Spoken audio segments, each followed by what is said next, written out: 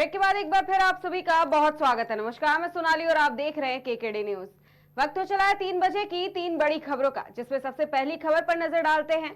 आपको बता दें कि लखनऊ से ये बड़ी खबर है, जहां हाथरस सत्संग हादसा बड़ी लापरवाही का नतीजा माना जा रहा है, क्योंकि इस मामले की जांच के दौरान जो तथ्य निकल करके सामने आ रहे हैं वो बेहद चौंकाने वाले भी हैं।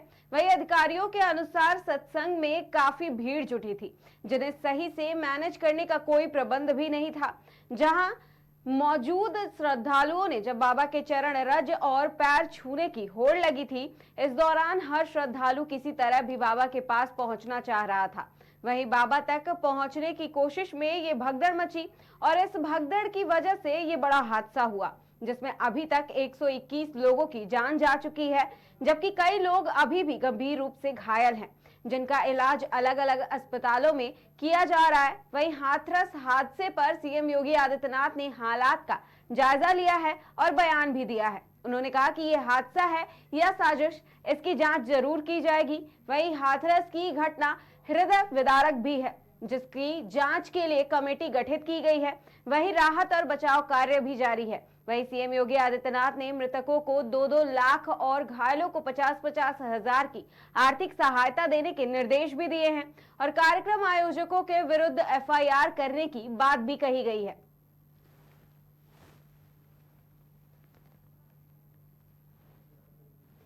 दुखद और हृदय विदारक है।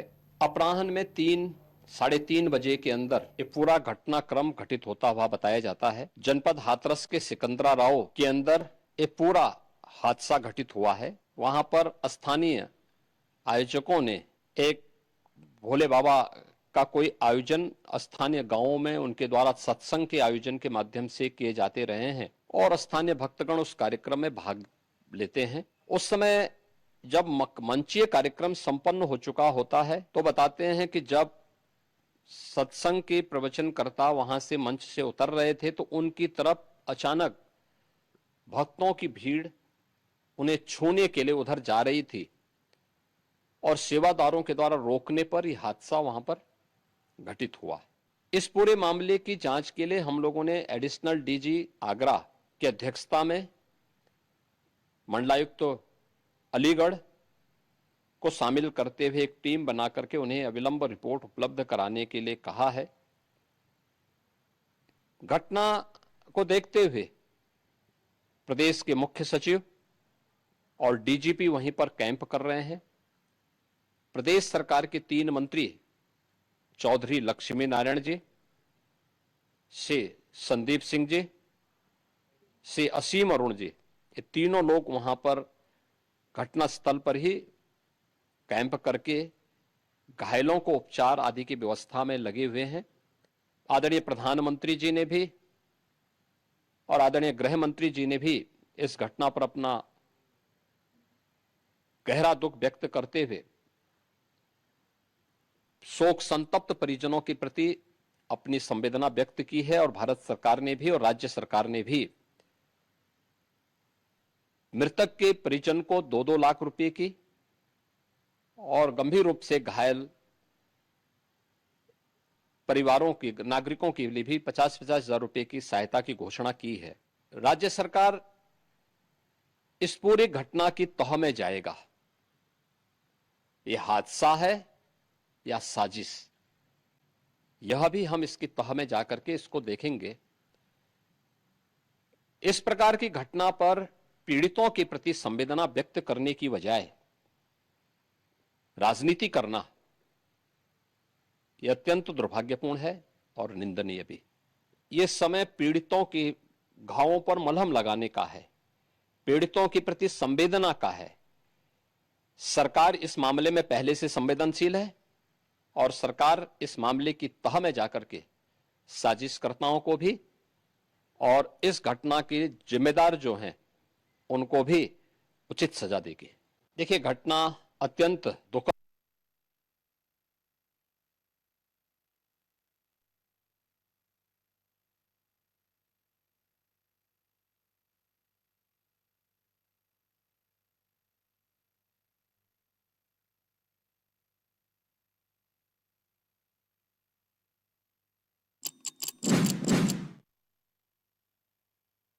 इस जरूरी खबर पर राज्यसभा में आजकल हलचल मची हुई है। राज्यसभा में संबोधन के दौरान पीएम मोदी ने विपक्ष द्वारा उठाए जा रहे सभी सवालों का जवाब एक एक करके दिया है।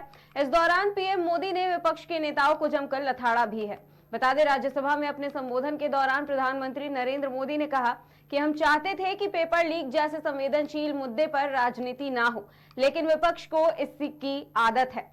इस दौरान पीएम मोदी ने युवाओं को भी एक संदेश दिया और उनसे अपील भी की। उन्होंने कहा कि मैं भारत के युवाओं को आश्वस्त करता हूं कि नौजवानों के भविष्य के साथ खिलवाड़ करने वालों को सख्त सजा मिलेगी और इसके लिए एक्शन भी लिया जा रहा है, जिससे युवाओं को न्याय मिल सकेगा और युवा तरक्की कर सकेंगे।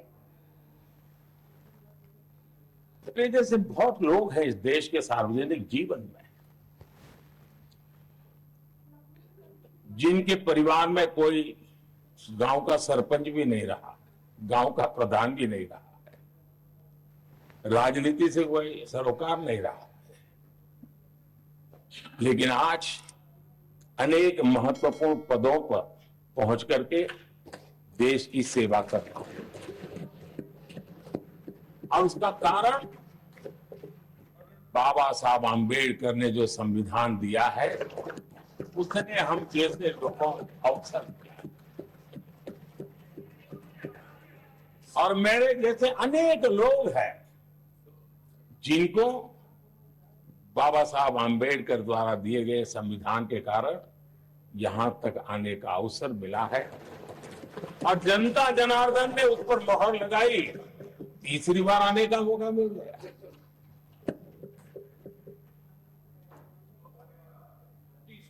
आदरणीय सभापति जी, संविधान हमारे लिए ये कोई आर्टिकल्स का कंपाइलेशन मात्र नहीं है, हमारे लिए उसका स्पिरिट भी और उसके शब्द भी बहुत मूल्यवान है।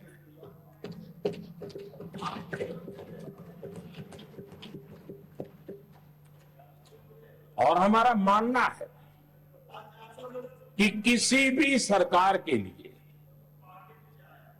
किसी भी सरकार के नीति निर्धारण में, कार्यकलापों में हमारा संविधान लाइट हाउस का काम करता है, दिशा दर्शक का काम करता है, हमारा मार्गदर्शन। आदरणीय सभापति जी, मुझे याद है मैंने जब लोकसभा में हमारी सरकार की तरफ से कहा गया कि हम 26 नवंबर को संविधान दिवस के रूप में मनाएंगे, तो मैं हैरान हूं जो आज संविधान की प्रत लेकर के कूदते रहते हैं, दुनिया में लहरते रहते हैं, उन लोगों ने विरोध किया था 26 जनवरी तो है, तो संविधान दिवस क्यों लाए। और आज संविधान दिवस के माध्यम से, आज संविधान दिवस के माध्यम से देश के स्कूल कॉलेजों में संविधान की भावना, संविधान की रचना में क्या भूमिका रही है, देश के गणमान्य महापुरुषों ने संविधान के निर्माण में किन कारणों से कुछ चीजों को छोड़ने का निर्णय किया, किन कारणों से कुछ चीजों का स्वीकार करने का निर्णय किया, इसके विषय में हमारे स्कूल कॉलेज में विस्तार से चर्चा हो, निबंध स्पर्धाएं हो, चर्चा सभाएं हो, एक व्यापक रूप से संविधान के प्रति आस्था का भाव जगे और संविधान के प्रति समझ विकसित हो। देशवासियों के लिए आने वाला पूरा कालखंड संविधान हमारी सबसे बड़ी प्रेरणा रहे, इसके लिए हम कोशिश करते रहे। और अब जब 75 वर्ष में प्रवेश कर रहे हैं, तो हमने इसे एक जन उत्सव के रूप में राष्ट्रव्यापी उत्सव मनाने का तय किया। इससे देश के कोने कोने में संविधान की भावना को, संविधान के पीछे जो मकसद है उसके विषय में भी देश को अवगत कराने का प्रयास है। मेरे जैसे बहुत लोग हैं इस देश के साथ।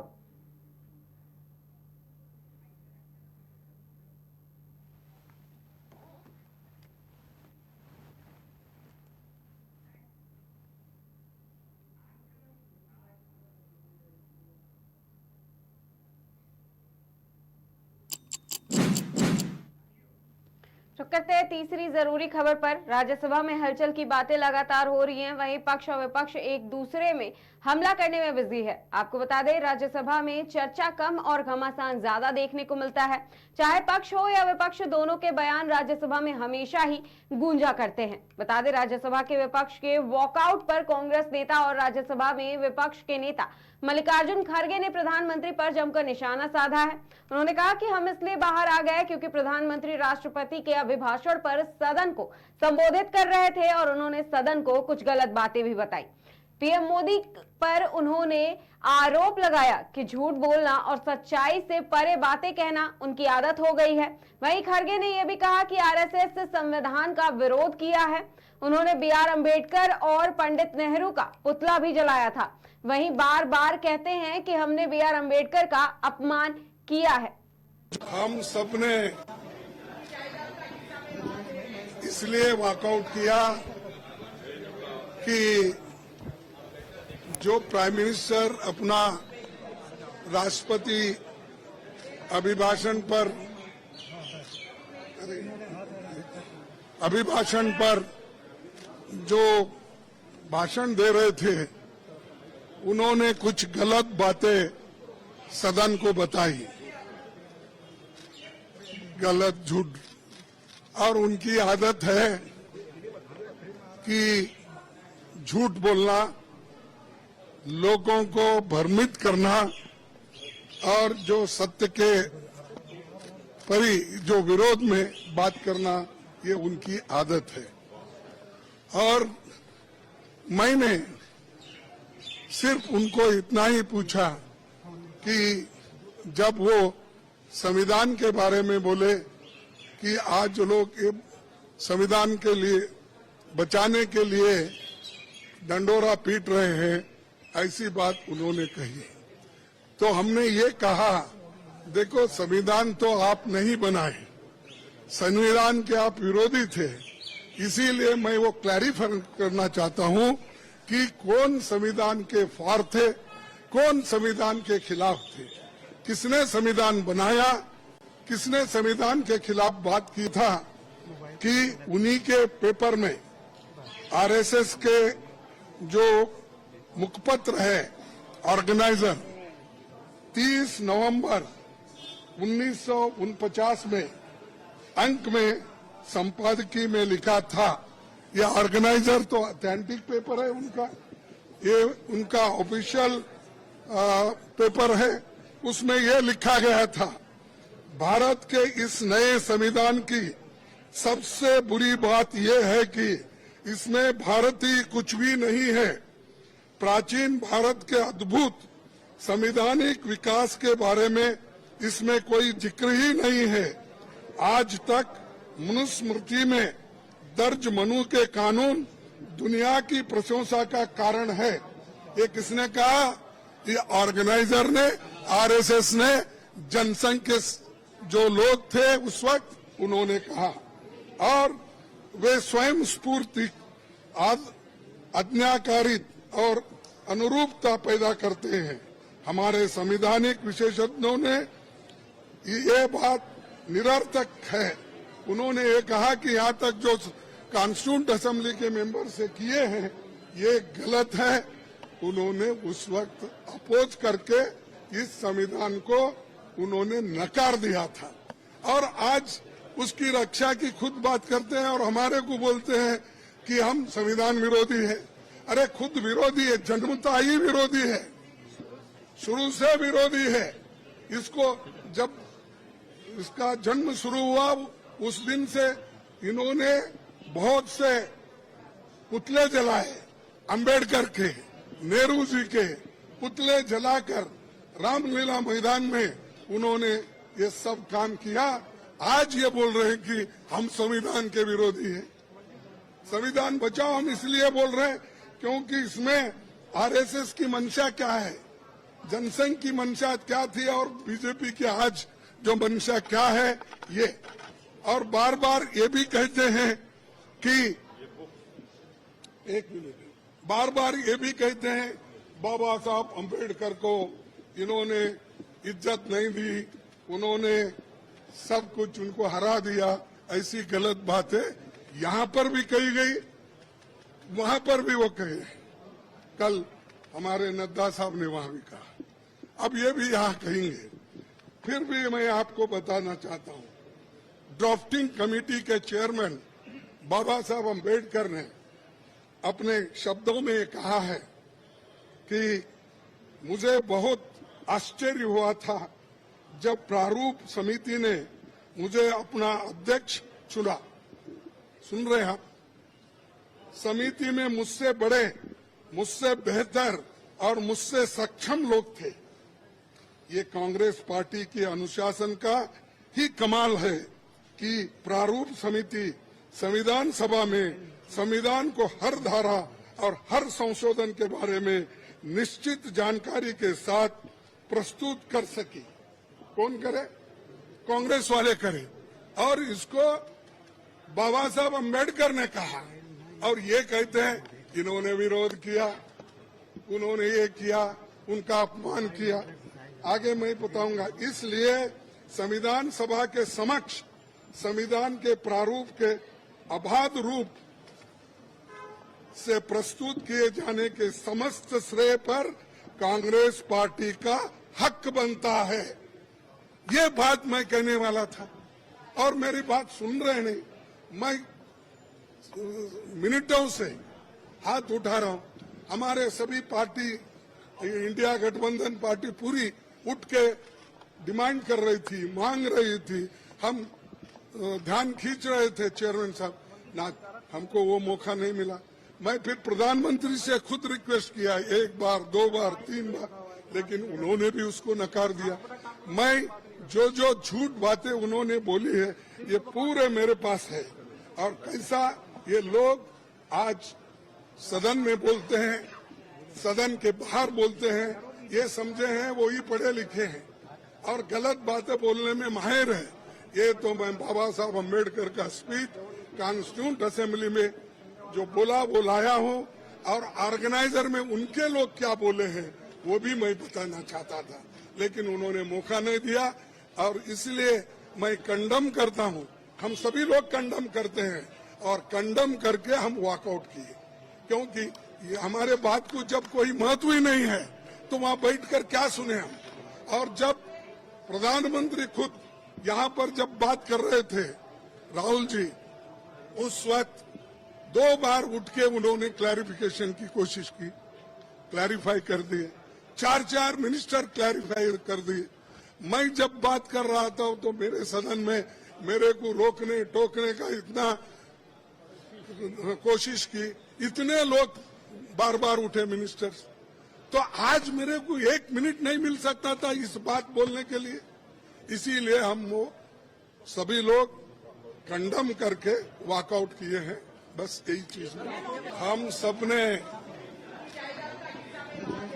इसलिए वॉकआउट किया